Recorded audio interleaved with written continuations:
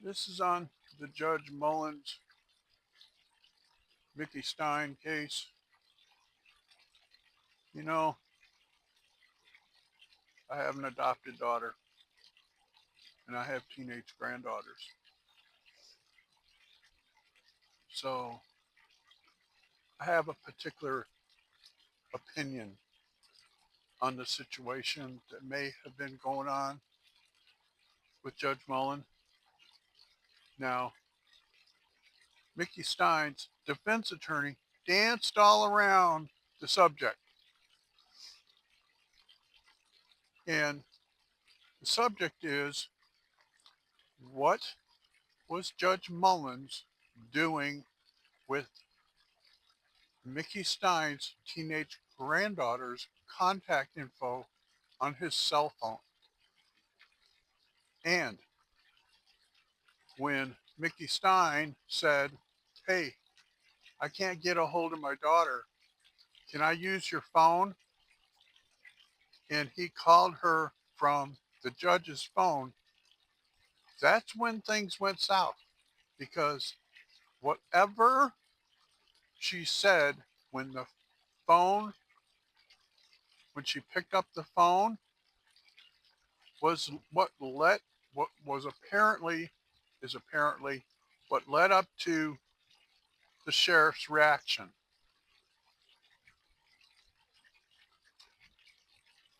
He threw down the phone, pulled his service revolver, and put 6 rounds in the judge. I have to be really careful about how I word the rest of this stuff. So, because it involves a minor. So, I'm going to put it like this.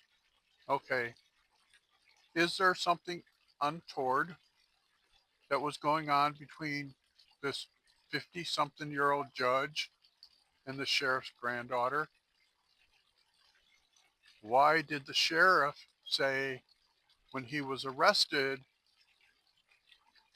"They're trying to kidnap my wife and my daughter. I had to put a stop to it"? Kidnap them for what?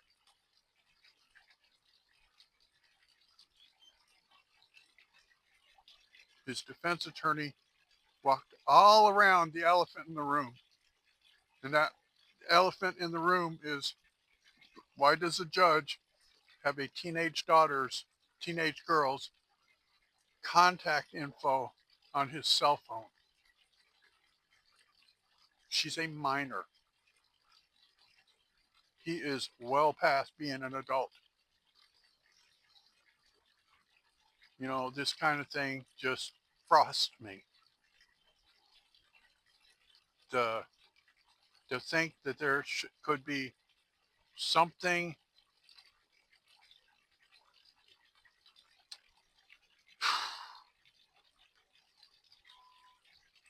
going on between a 50-year-old judge and a teenage girl, that frosts me. I'm waiting to hear more info on it. This stuff with Hurricane Helene has kind of put other stuff on a back burner because I want to document what's going on there. But lawfare is a big part of my channel. So here's something else weird. And y'all let me know if you think this is weird. At the preliminary hearing last week, the defense attorney was questioning the lead detective. I call him the Keystone Cops on steroid, and asked him what information he got from the teenage girl's cell phone. He said, "Oh, we didn't collect that yet." Excuse me? She's at the center of this. You collected the sheriff's cell phone, the judge's cell phone, but you don't collect her cell phone when she was the one that was looks like the cause of Sheriff Mullen getting deleted, because the sheriff called her from the judge's cell phone, and the girl's contact info is on the judge's cell phone. You don't collect her cell phone? What the hell is wrong with these people? And another thing, he's the lead detective. So it's his job. I have cousins that are cops. The lead detective, it's his job to make sure that the case gets done right, that they collect the evidence, they do the um, interviews correctly. He's supposed to be there at the interviews. He said, "No, I didn't go. That's not my job." They asked him if the girl was interviewed alone. He said, "Oh, no, we interviewed her in front of her parent." Okay, so the girl may feel, I don't know what the right word is, maybe embarrassed or under pressure not to tell what was going on between her and the judge in front of her parent. And you don't take a female detective with you and pull her off to the side and interview her alone. That's the way it's supposed to be done. Any female witness or victim, they're supposed to take a female detective, and the two detectives are supposed to interview the victim alone so that she doesn't feel pressured by somebody else not to tell the truth.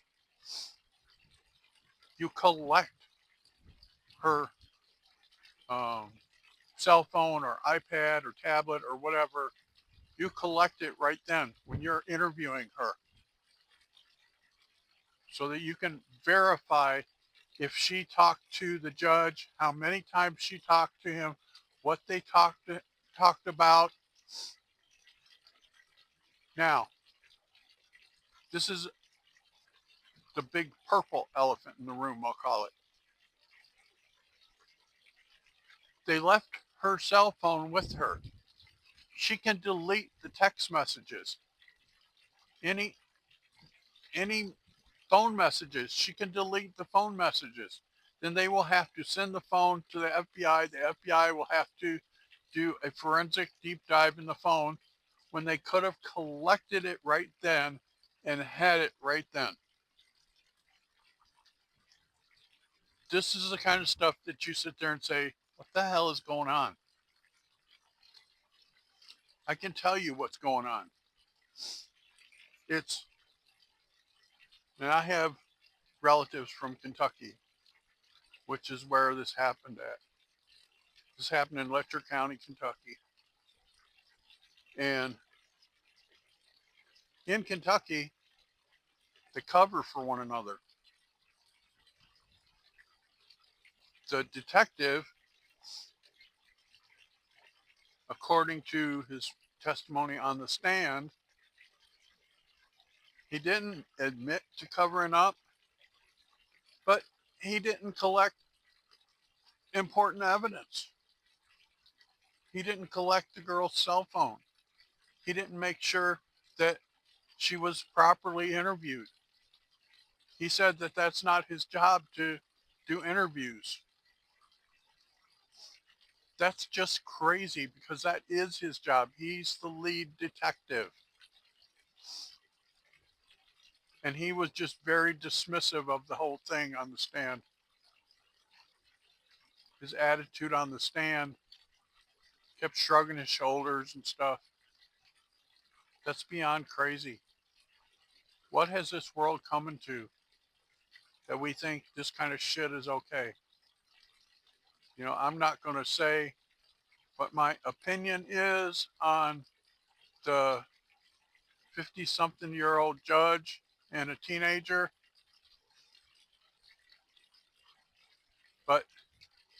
That kind of thing is not okay. You know, if she was an adult in her 20s and they were together doing something, that's on them. She's an adult. This is not okay. She's a minor. From all reports, she is 16. Some were trying to say, well, she interns for the judge.